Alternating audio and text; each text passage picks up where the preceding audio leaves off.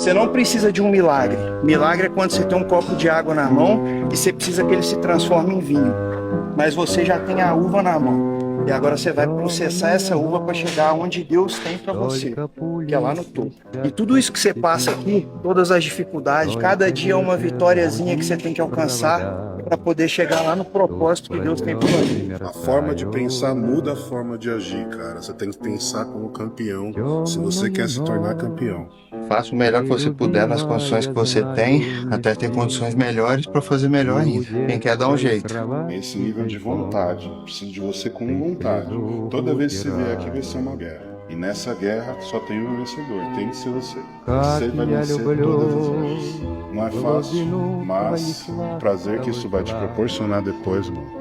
A sensação de mudança, a sensação de vitória. Não adianta ser só forte dentro da academia, não. O desafio é muito maior do que isso. É forte pra vida.